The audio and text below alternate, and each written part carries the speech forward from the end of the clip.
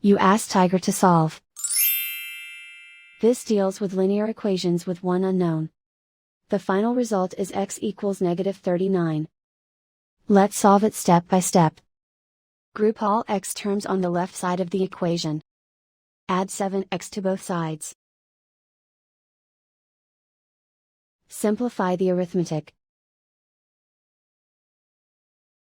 Group like terms. Simplify the arithmetic. Isolate the x. Divide both sides by 8. Simplify the fraction. Find the greatest common factor of the numerator and denominator.